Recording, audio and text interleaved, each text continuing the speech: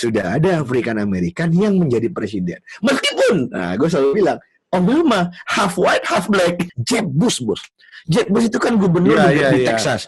Dia tuh bisa bahasa Hispanik, dia bisa Hispanik, istrinya Hispanik, lo bayangin. Dan dia konservatif. Rasialisme itu tidak dilekatkan kepada orang Hispanik, tapi kepada orang black African American. Kepada para pendengar di seluruh dunia, inilah Paman Sab, disiarkan secara langsung di Total Politik dari Illinois, Amerika Serikat. Kepada para ponakan Paman Sab yang menonton channel Total Politik, jangan cuma ditonton, tapi juga di-subscribe.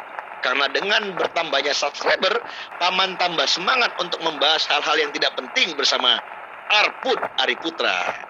Subscribe, tekan tombol lonceng, dan ting! Nah, ini di luar tema politik mungkin ya.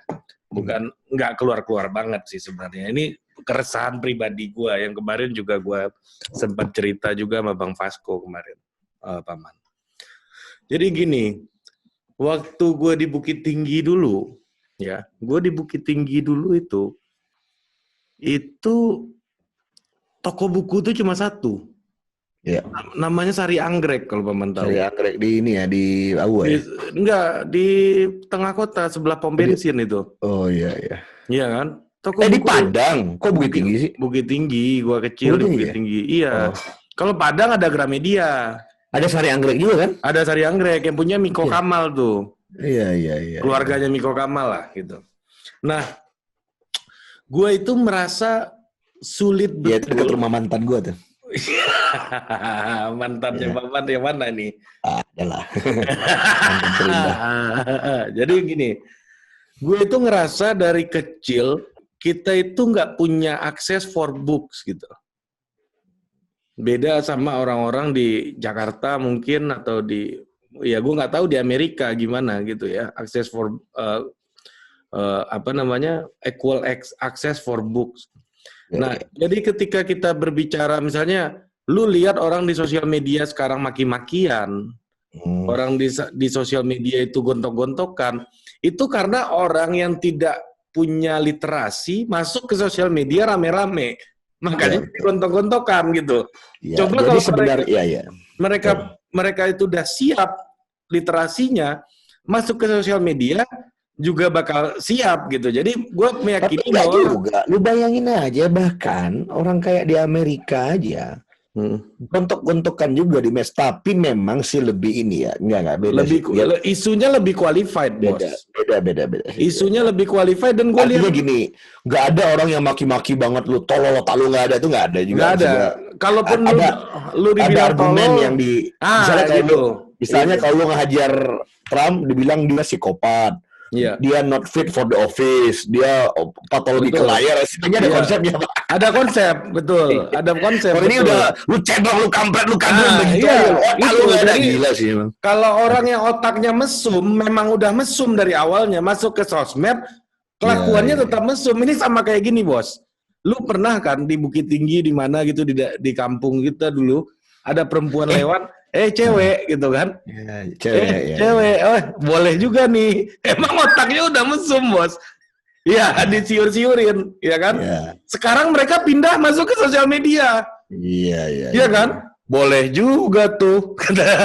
Lu nih enak loh sama gua. Kenapa lu waktu sama Fadil Muhammad gak kayak gini? Udah senior, bos. Kita gua asli gak lihat lu. Pak Fadil. Gila, itu jadi gak enak sama lu. Harus kayak sama gua, sama Fadil Muhammad. The one and only Fadil Muhammad. Oh, Fadil. Ini itu pasti enak. Fadilnya jadi kebawaan juga. Jadi saya berkomunikasi dari zaman Harmoko jadi gak enak juga gitu. Padahal gila, bos. Kita itu sama orang-orang udah senior itu dia mau diwawancara aja ambil batik dulu, bos. Iya. Gua juga terbawa suasana mau nggak mau gitu kan. Nah, itu problemnya. brand lu itu sengak lu itu. Kalau lu nggak sengak, Ari Putranya lu harus sengak. Jadi mas gua, lu jangan ya. Menurut gua lu besok dan lu kasih tahu sama timnya. Lu bilang ya ini gimmick. Lu bilang aja dulu gimmick. Iya. Nanti dia saya sengak tulis nanti orangnya enggak. Itu karena udah lu harus kayak gitu. Iya, boleh. Nanti lu wawancara toko-toko, lu bilang sama timnya.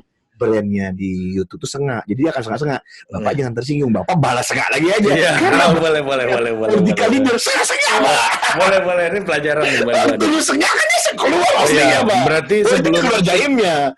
Berarti sebelum acara gue ngomong, gue bikin disclaimer dulu. Disclaimer dulu sebenarnya nggak gitu, itu karena entah kenapa jadi kayak gitu Pak di internetnya gitu lah ya kan. Gue orang baik sebenarnya. Buat netizen jadi seru, jadi saya agak sengak nanti Pak. Tapi kata Pak gitu kan, nggak gitu nih, jadi dia gini-gini kan seru.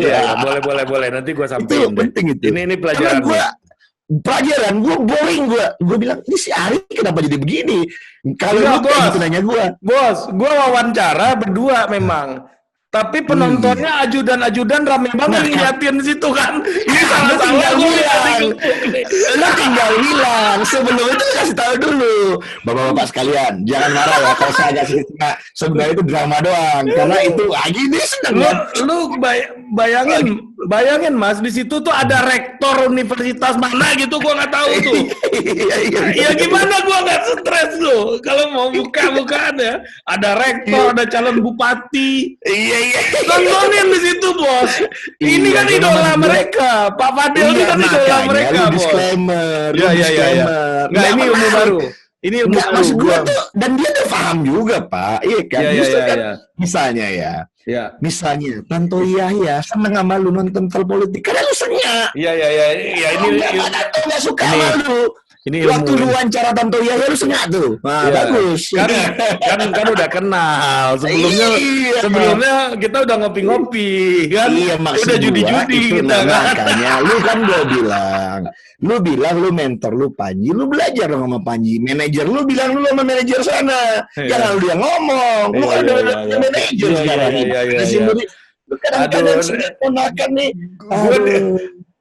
Di konten gue di Faskoisasi nih. Iya nih. Aduh. Jadi gue bikin konten sama Fasko kemarin yang buat ngomong-ngomongin orang aja gibah gitu. Jadi Miftah waktu itu gini nih. Gitu. Jadi Fasko kan ini dia sama gue seneng juga dia. Hanya gue bisa begoin dia kan. Di channelnya dia. Tapi kalau dia pinter, gue bilang pinter. Tapi kalau dia mentololkan gue kan gue juga nggak marah. Lu kan bego, lu bakal gue bego, gue bilang. Jadi ada ceritanya Pak Mansap sama Bang Fasko ini lucu banget. Ya, dia Pak Mansap ngamuk-ngamuk. Bego lu kok. Tadi pinter lu, sekarang bego lu. Bego lagi lu sekarang. Di-cut lama Bang Fasko semua bego-bego itu. Taunya lolos satu. Iya, lolos satu. Aduh, kacau. Gue nanya apa tadi? Ya itulah soal akses buku, ya. Jadi gue ngelihat, gue selalu percaya kayak gitu. Sosial media itu cuma alat, udah lagi paman. Sosial media itu nanti. Sosial media itu cuma alat, ya. Gue selalu yakin itu. Kalau memang otak lu udah mesum, masuk sosial media, mesumnya pindah ke situ. Betul, setuju gue. Nggak hilang mesum lu. Jadi maksud gue, kalau otak lu dari awal sudah disuntik dengan konsep, dengan gagasan, ketika lu masuk ke sosial media, sehancur-hancurnya lu berdebat, lu masih pakai demokrasi dibajak, kan? Oligarki, kekuasaan, gue ngelihat kan kayak gitu ya. Yang nggak ada perdebatan, maksudnya ya separah-parahnya orang Gini Amerika. Loh, maksud gue ya benar. Kalau tidak nggak akan menghasilkan ini apa namanya istilah itu siapa tuh? Abu Janda. Iya kan? Pusing gue. Iya benar. Iya kan? Nah untungnya di Total Politik ini gua rasa penonton kita mostly adalah orang-orang yang tertarik dengan gagasan dan buku, Paman. Untungnya literasi, dan penuh literasi. Jadi itu terlihat Pak. Terlihat dari tampak. komen-komennya, Bang. Iya. Nah, Kalau ketika ini total politik gila, pusing, detail banget. Oh, iya beda kayak banget. review kuliahan. Iya, kayak review kuliah. Kalau di Jordan Leono siap hadir. Gitu semua. Gila lu. Komennya Jordan. Lu harus ini, harus sensor tuh. Enggak perlu disensor karena beliau juga mengeluhkan itu. Iya. Ini kampret nih kok kayak gini semua komen gua nih banget aja. Tapi poin gua gini. Artinya apa? Ketika banyak platform, banyak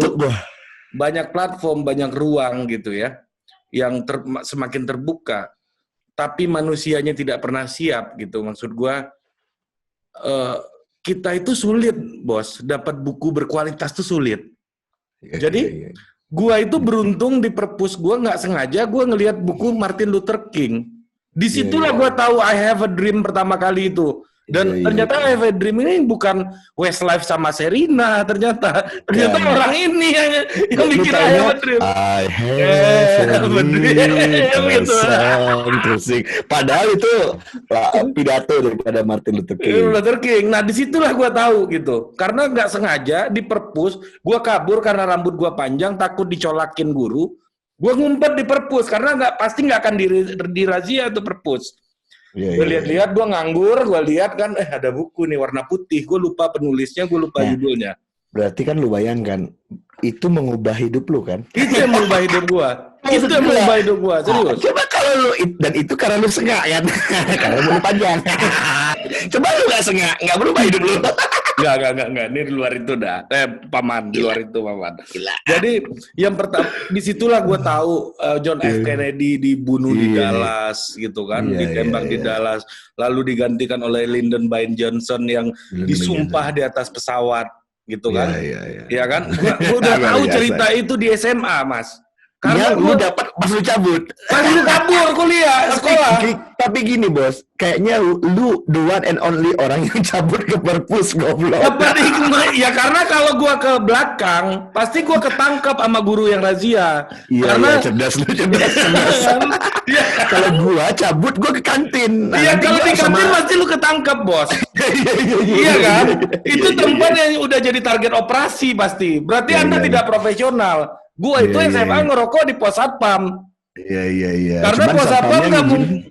Satpamnya udah CS. Karena satpamnya gini, bilang ke gua, nggak mungkin gua ngelarang lu ngerokok, Ri. Karena duluan lu di sini daripada gua. Katanya, kan baru. Dia masih kelas 3. Kalau yang baru-baru gua injak katanya. Iya. Tapi kalau udah anak baru dia injak. Nah, jadi maksud gua mau cerita itu. Nasib lah yang membawa gue ke perpus itu dan gue ketemu itu dan gue ngerti cerita sosial politik dan itulah yang awal-awal merangsang gagasan pikiran gue untuk tertarik. Wah kayaknya gue bisa lebih lanjut nih belajar sosial politik. Tapi gini bro, kalau lu mau sekolah nanti ke Amerika bro, ini paragraf pertama statement of purpose. Ya Martin Luther King has changed my life gitu. Karena apa? Gue cabut sekolah ke perpus, gue nemu sebuah buku. Dan lu tahu dan teman, apalagi sejak waktu itu gue gak bisa lepas dari politik Amerika. Disitulah gue pertama kali tahu lagi ya. Ternyata Martin Luther King itu beda orang sama Martin Luther. Iya betul. Astaga. Itu dua orang yang berbeda nih. Iya kan?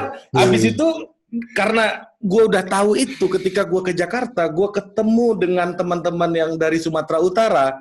Gue mengerti lah soal keresahan mereka soal kekaguman mereka kepada timnas Jerman dan Nommensen gitu. Karena kaitannya sama Martin Luther. Dan disitulah gue tahu itu gitu kan. Jadi maksud gue gini, gue tanpa sengaja mendapatkan akses buku yang baik, and then my life has changed until now.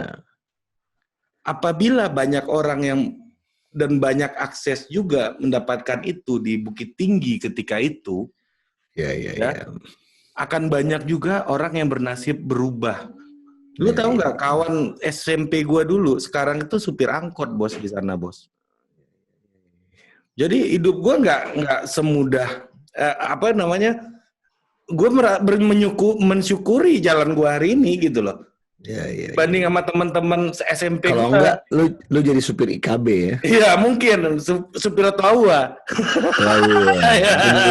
Mercy. Supir Mercy. Iya kan? Nah gitu loh maksud gue. Udah. Jadi kalau apabila akses buku ini sekarang kita bicara misalnya yang agak teknis ya, pajak kertas, pajak buku impor segala macam. Royalti penulis itu ternyata sampai 30% loh. Gue baru tahu loh. Siapa yang mau jadi penulis lu bayangin? Penerbit lebih kaya. Iya, penerbit yang lebih kaya. Nah, maksud gua, gimana sih Paman melihat dunia akses perbukuan di Amerika gitu?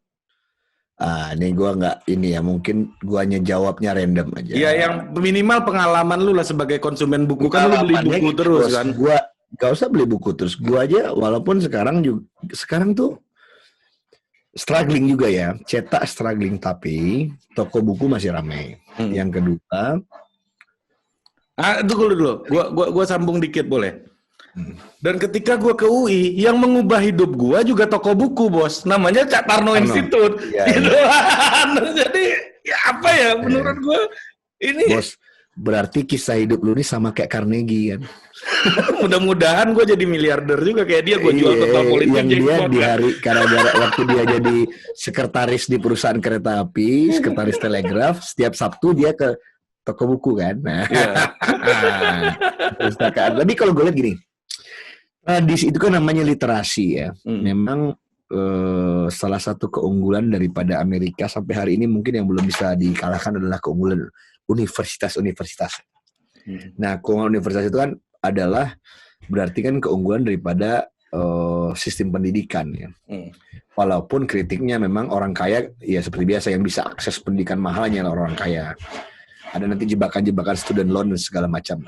Tapi poinnya adalah kalau nanya soal literasi membaca, memang orang dididik untuk membaca dan ya ini kan passion kan. Orang mengerjakan apa yang dia mau kan. Dan membaca adalah bagian daripada mewujudkan kemauan itu.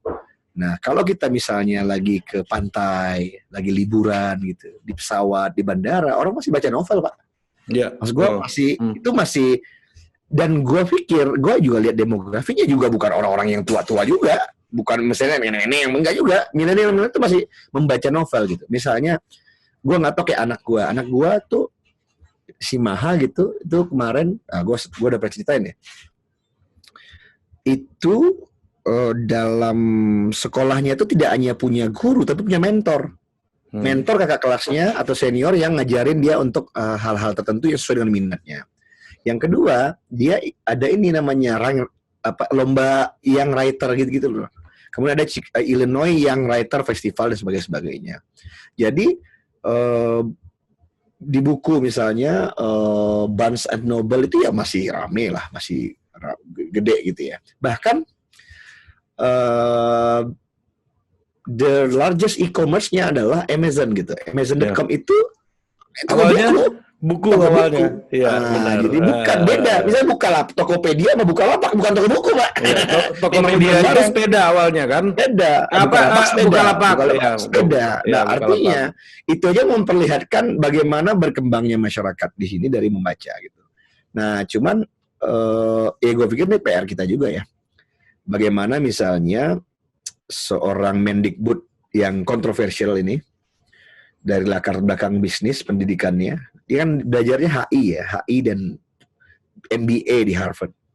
Ayahnya seorang lawyer, tidak pernah sekolah di Indonesia, tapi lama di Amerika, menjadi konsultan di McKinsey, kemudian mendirikan startup dan menjadi unicorn, setelah itu menjadi menteri pendidikan dengan latar belakang teknologi. Nah, seharusnya dia orang yang paling bisa menjawab pertanyaan lu kan. Dia berarti orang yang berada di dua kutub gitu, ya. Mengalami bahkan ayahnya itu Harvard alumni. Berarti kan karena ayahnya Harvard alumni, anaknya bisa kuliah ke Harvard. Literasi yang mengantarkan dia sampai pada titik itu gitu. Berarti kan dia bertanggung jawab untuk menyebarkan literasi. Tapi di sisi yang lain, dia juga orang yang mendakwahkan teknologi. yang membuat orang jadi malas berliterasi dengan teknologi. Nah maksud gua adalah tradisi membaca itu nggak bisa. Itu tuh udah gimana ya, reading, discussing, and writing itu kan satu paket. Ya. Maksud gua nggak ada tuh ya orang akan tajam pikirannya kalau dia nggak pernah membaca gitu. Nggak ada lah. Betul. Tapi kalau lu hanya membaca aja nggak pernah nulis, enggak juga. Tapi kalau lu, misalnya Paman nih, gue merasa gue udah lama nggak nulis nih. Lama-lama kesini nih gue agak tumpul nih. Tapi lu nulis terakhir waktu lu bantuin gue itu bagus banget sih. Masih artinya tajam. Nah maksud gue gini, gue ada yang sedang gue tulis, tapi ini agak menarik yang gue tulis sekarang. Sabar aja, karena menurut gue ya itu bagian daripada gue menajamkan apa yang gue baca. Dan mungkin juga Paman Sap ini nih. Paman Sap ini kayak jadi enak karena kenapa? Gue mungkin di sini lagi ke lockdown gitu ya. Gue jarang ketemu orang. Akhirnya gue beli buku dia main baca buku. Tapi kan gue nggak punya penyaluran. Dan gue salurin di Paman Sap. Yang gue salurkan ledakan itu kan apa yang gue baca. Betul. Jadi gue menyaringnya kayak tadi. Gue nggak. For some point pertanyaan tadi itu gue nggak duga itu kan keluar. Apakah ideologi Amerika dan sebagainya itu.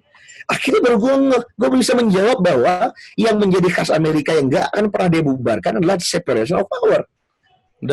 Dan gue kasih FYI ya buat penonton Total Politik ya. Gue itu nggak pernah ngebrief Paman Sap temanya apa. Gue selalu random. Kalau dia di brief, dia nggak natural. Gue udah pernah coba. Udah pernah coba ya? Iya, udah pernah coba. Kacau. Sampai gue bilang, udah lah, lu nggak peduli, jangan lu pikirin apa orang nggak peduli lagi sama apa tema lu. Udah kalau Paman Sap udah muncul, udah seneng hati ponakan. Oh, gila lu. Bukan karena apa-apa. Tapi gue bilang, tapi ada yang yang jadi nggak natural. Bos, gitu. Ada yang mantap bos. Ada sohib gua. Ini mapres, mungkin yang paling tinggi IP-nya di angkatan gua bos. Sekarang diplomat di Ukraine, Merani. Iya. Dia DM gua. Selamat bro dengan brand barunya bagus Paman Sap. Dianggap rebranding. Dia kira branding ya. Dia kira branding. Padahal si Ari kasih banget ke gua. Aduh, dia bilang selamat bro, rebrandingnya berhasil gitu. Gila. Kita padahal itu karena konten Miftah Sabri di kabar politik kebanyakan. Jadi harus dibikin programnya sendiri. Tapi lucu bro, gue kan kemarin dalam mimpi pulang ke Indonesia 2 minggu. Gue ketemu beberapa orang gitu. Semua orang manggil gue Paman Sap. Mantan menteri, calon presiden. Gue ketemu Sandi Uno juga gitu. Paman Sap sini tadi katanya kan. Paman Sap. Gila. Aduh, gila nih maksud gue. Dan yang lebih sadisnya bro, itu kakak lu manggil gue Paman Sap. Istri sendiri panggil Paman Sap. Wah kacau lu nih. Ini ya apa namanya ini perlu sampaikan kepada khalayak. Paman Sap ini murni penemuan Ari Putra. Tidak ada unsur dari Paman sama sekali yang memberi nama Paman Sap. Lu Paman pernah punya akun namanya Paman Mangkudun. Paman juga. Oh, terkenal juga Paman itu. Itu legend itu account. Legend. Konteksnya waktu itu politik lokal. Ya, semua orang nanya sama Paman tuh. Siapa aja nanya Paman, ya kan? Tapi sekarang jadi bertransformasi jadi Paman Sap. Ya, hasil-hasil survei gitu kan. Ini temuan daripada Ari Putra. Jadi kalau ini jadi nama yang melekat sampai tua, ini Ari yang beri nama. Gini. Jadi memang nama juga saya memberi namanya Arput, Ari Putra. Jadi satu-satu. Ya. Jadi Arput. Gitu tadi. Ya, ini juga pertanyaan yang ini jadi keresahan pribadi gua sih, dalam artian gini, Paman ya.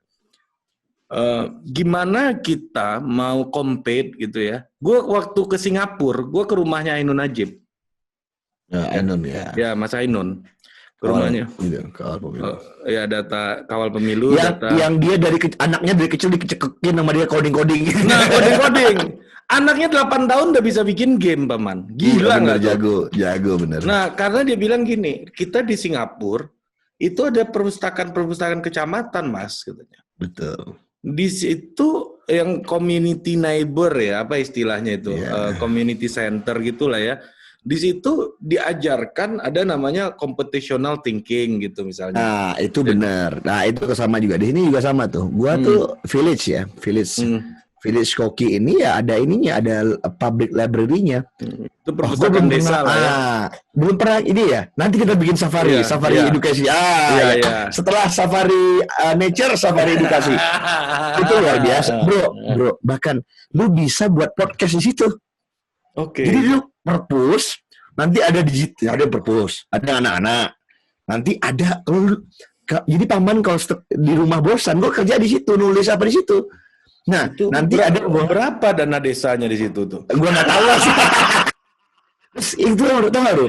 Dan itu tuh kayak di balai kotanya, di depan balai kotanya. Nah, nanti ada ruangan audiovisual, Pak. Lu bisa buat di situ ada piano, ada. Jadi kayak ini studio. Lu bisa rekam lagu apa gitu. Kemudian bisa buat podcast itu. Ya. Nah, poin gue sih gini sih ya, Paman. Orang itu punya akses for book, for knowledge gitu ya. Akses to knowledge yang benar-benar bisa kita katakan sangat mumpuni lah ya. Dibandingkan dengan di negara kita. Ketika gue sih melihat pemerintah hari ini bicara misalnya soal kita harus hasilkan sumber daya manusia yang kompetitif, SDM kompetitif. Itu ketika lu nggak bikin perpustakaan di kelurahan, itu it's nonsense gitu loh. Jadi gimana? Nah ini cerdas lu nih. Iya, maksud lu nggak bisa menghasilkan manusia yang kompetitif tanpa. Iya ngerti gue. Jadi mas lu berarti gini ya, ketimbang lu buat program apa tuh prakerja itu, mendingan triliunan dibikin untuk membuat perpustakaan di level community misalnya gitu ya. Karena gue nggak percaya Paman. Ada istilah yang mengatakan bahwa minat baca menurun. Gue nggak percaya. Iya. Uang dia nggak pernah diajukan gitu ya. Iya. Maksudnya gini, bagaimana lu mengatakan minat baca nurun? Lu belum pernah memberikan kesempatan membaca secara lebih maksimum. Betul. Orang belum diberikan kesempatan baca. Nah, kali aja kalau ada perpustakaan di setiap kecamatan itu, ya orang baca lagi. Ya, itu satu ya. Yang kedua, gue ngelihat real aja deh. Ada pameran buku di ASB namanya itu Big Bad Wolf, itu gila. BBW. Ya, langganan gua juga tuh. Iya, lu bayangin, bini gua waktu itu hamil, Vienna 6 bulan, gua antri dari jam 10 malam sampai jam 2 pagi buat bayar buku. Karena disitulah gua bisa dapat biografinya Jimi Hendrix dengan harga yang udah dipotong 80%. Disitulah gua dapat buku kampanyenya Trump yang kemarin gua bilang tuh, dan di situ gua tahu. Di buku itu misalnya diceritain soal kenapa Jeb Bush menghilangkan nama Bush-nya. Dia bikin Jeb. Karena waktu itu di Amerika lagi campaign gila-gilaan soal no more Bush. Karena Bush semua, no more Bush gitu kan. Nah, jadi maksud gua, itu pameran buku gue tanya kan, dari mana Bu? Dari Manado. Dari mana Bu? Dari Ambon. Dari Surabaya. Dari Nagrek. Artinya kan orang punya minat baca yang besar sebenarnya, tapi nggak punya apa yang mau dibaca. Iya, yang murah, yang terjangkau, yang kayak kita selalu bahas. Kalau gaji gua 4.200.000. Iya, menurut gua nih mudah-mudahan didengar oleh Nadim. Dim, lu harus podcast lu sama Ari nih. Gua mau nanya ini sama dia. Kalau gua bisa ketemu sama dia, gua mau nanya ini beneran. Lu gua aturin lah lu ketemu dia lah ya. Gua beneran. Gua kesel betul ini. Karena yang mengubah hidup gua hari ini tuh buku. Kalau enggak gua ini supir angkot sekarang, Bos. Bukan gua bilang supir angkot itu jelek, bukan gitu. Tapi maksud gua bisa ke hari ini itu karena gua baca buku gitu. Karena gua bertemu dengan buku. Yang mau nggak mau gua baca. Kan orang di kampung-kampung, Bos. Lihat buku kan, buku Yasin dibaca, buku apa dibaca gitu kan. Jadi itu di Back Wolf itu gila, Bos. Gila banget. Gue tanyain satu-satu tuh. Artinya apa? Bukan Big Bad Wolf-nya hebat kata gue. Artinya di Bandung nggak ada, di Nagrek nggak ada akses buku, di Manado nggak ada akses buku, di Surabaya nggak ada akses buku. Sehingga mereka jauh-jauh ke Big Bad Wolf di ASBSD. Dan buku-buku impor kan kita selalu bahas. $15 sejam di Amerika, gaji lu di Illinois ya, kalau kerja part time gitu ya, sejam $15 itu bisa beli satu bukunya Yuval Noah Harari, Homo Deus. Lu cukup kerja 1 jam, ya kan, di Amerika. Di Indonesia Kerja gua sehari kerja bisa 1 hari baru dapat. bisa dapat 1 buku gitu loh. Ini nggak kan ada juga, Pak. Gimana 1 hari 50.000? enggak, kalau 4,2 gaji lu di Jakarta, 50 hari ya? Iya, itu 5 hari kerja, itu 200.000 ya dapat. Jadi 1 kerja buku. sehari lu dapat 1 buku. Kalau Tapi di nggak Amerika makan. kerja 1 jam. Nggak Tapi makan. nggak makan. Kalau di Amerika kerja 1 jam. Kerja 1 jam.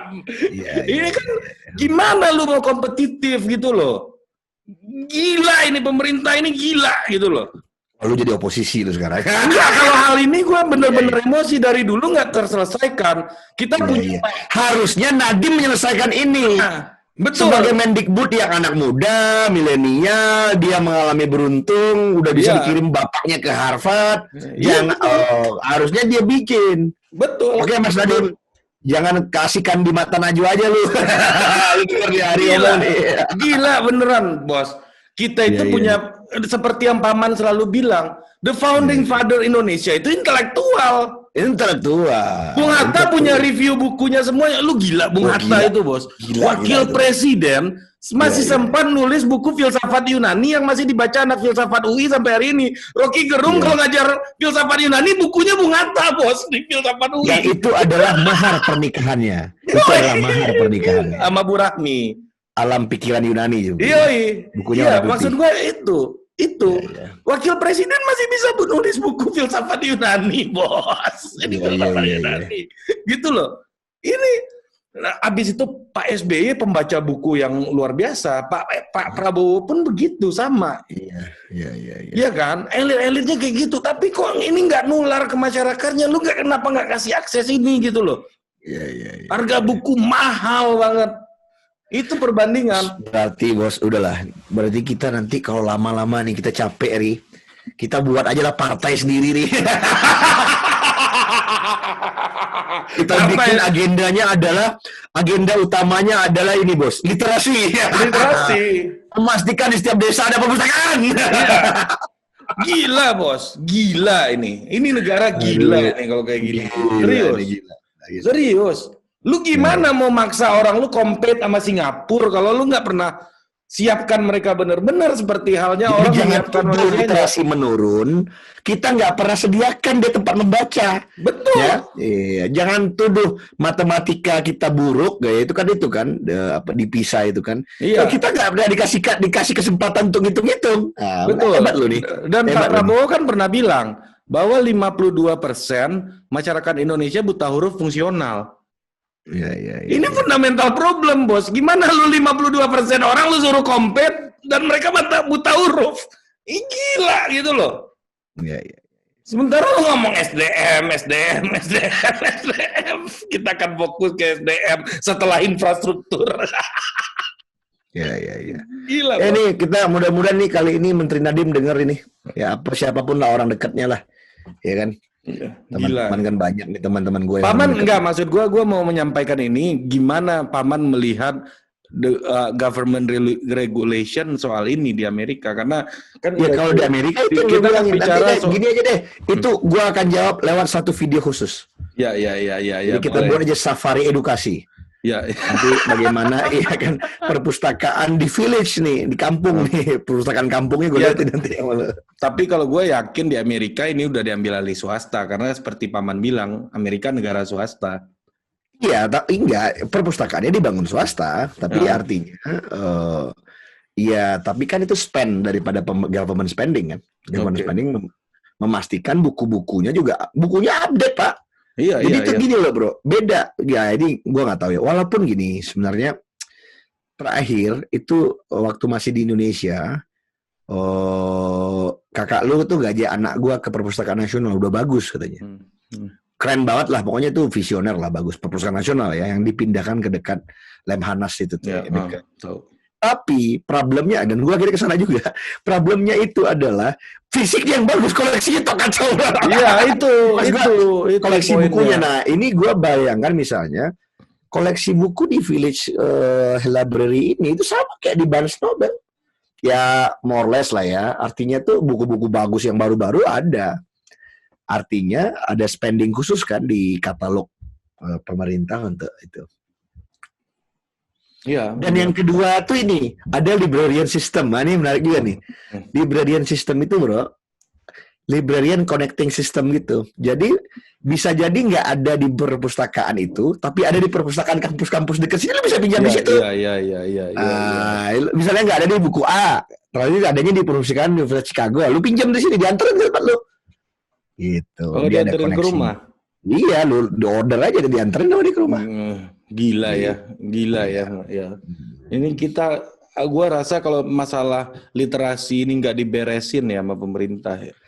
Sampai kiamat kita Akan gini-gini gitu aja. Serius. Setuju gak sama lu kalau itu? Gue setuju kalau itu. Kalau literasi orang tinggi pasti channel Total Politik makin rame. Iya, betul. Gue paham. Gue mungkin bisa ini juga. Bahkan kalau gue perhatikan bagaimana gue mengintroduksi membaca ke anak gue, pranegaranya dikit. Gue benar-benar dari buku yang gue beli sendiri, tradisi yang gue tanam di rumah sama bini gue.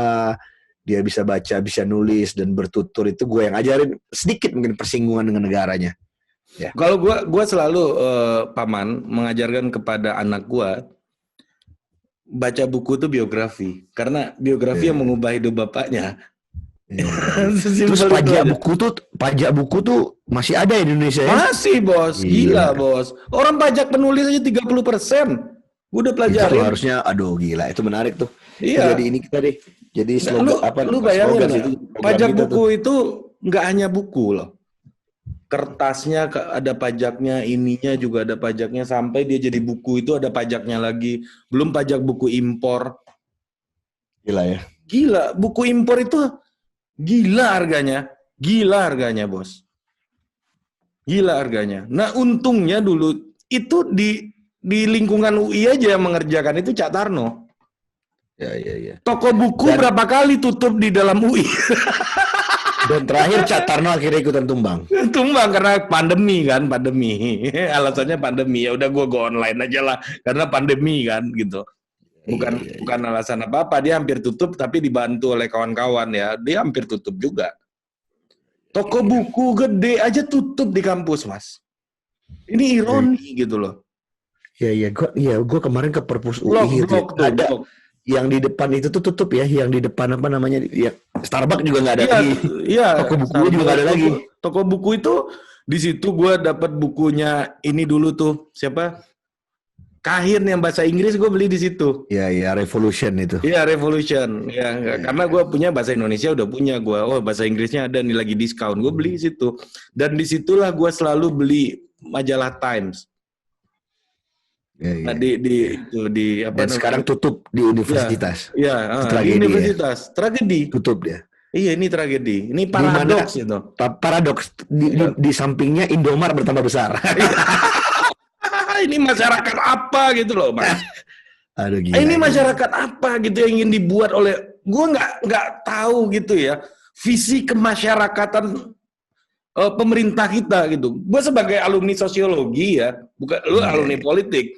Kalau lu akan melihat visi ideologi, visi politik. Oke, guys, sekarang kembalikan Paman yang akan bertanya pada Arput. Jadi gimana kondisi masyarakat kita Arput? Coba. Enggak, gue nggak ngerti ideologi dia ingin mengengineering masyarakat seperti apa. Gue nggak ngerti.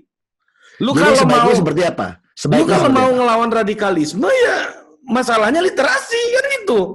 Iya. Bukan lu larang-larang orang berdakwah, bukan lu larang-larang orang kayak gitu loh. Tiba-tiba lu bilang khilafah kadrun. Iya. Problemnya literasi. Problemnya. Kalau bikin orang makin pinter. Makin pinter gitu.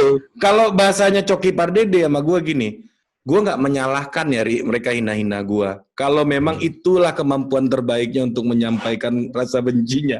Gila Coki. Iya kan? Kalau Ariel Noah dia kalau benci, kalau lagi sakit hati dia bikin lagu, kan gitu.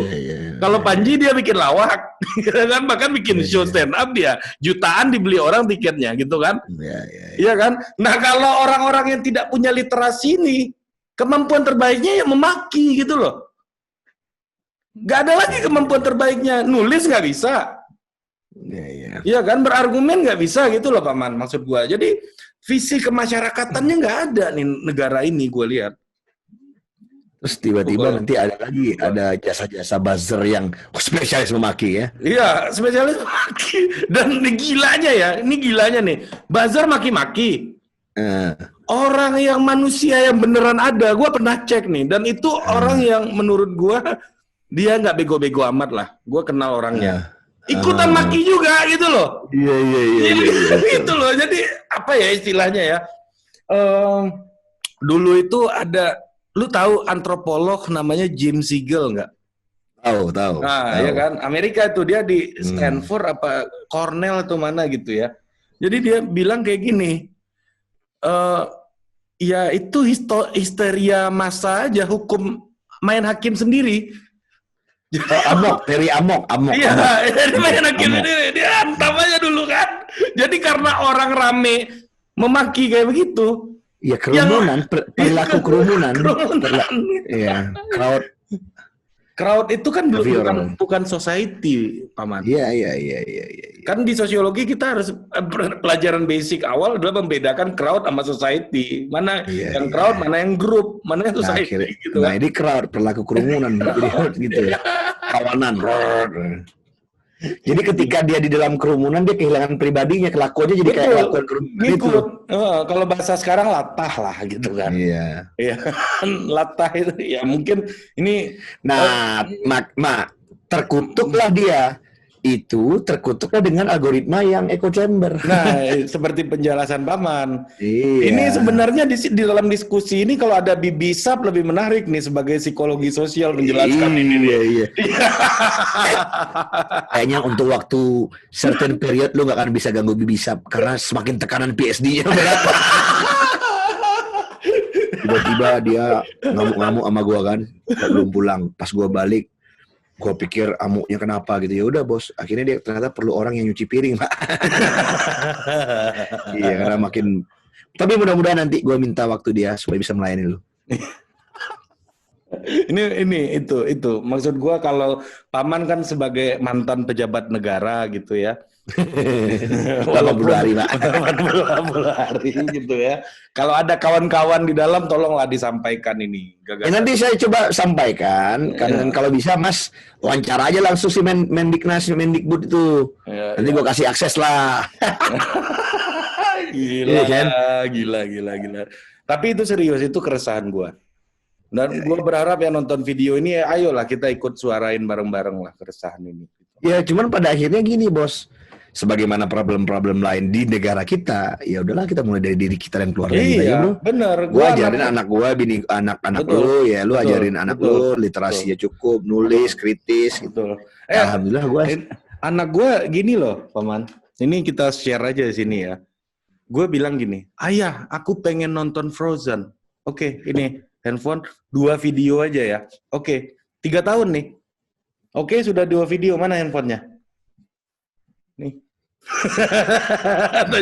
Jadi karena dia biasa dikasih buku gitu misalnya ya jadi handphone ini memang bukan kebiasaannya gitu loh, jadi dia nggak independen gitu tapi memang pengen ada entertain, ya udah dia punya handphone gitu ya. Ini walaupun gue untuk anak kedua tantangan berat, anak pertama gue udah berhasil tapi anak yang kedua pusing pada gue. Kalau Jingga ini aduh kelakuannya nontonnya terus. Oke, Paman. Terima kasih atas hikmahnya. Mohon maaf di bagian terakhir gua lebih banyak ngoceh. Bagus, karena itulah menariknya dynamic duo Paman Sap dan keponakannya Ari Putra ini. Tapi memang ya ini harus gua suarain sih. Kemarin ke Bang Vasco juga gua bilang dan dia juga bilang ya udah gue nanti di channel gue juga mau menyuarakan itu. Oke, mantap kata gue kan. Jadi kan makin banyak nih kita gimana nanti ya? Macan idealis ketika sudah jadi staf khusus pimpinan DPR masih idealis gak ya? Dia ganti macan pragmatis. Oke, gitu.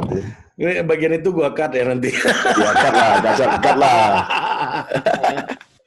Oke, kita sampai jumpa di Paman Sap berikutnya. Produced by Total Politik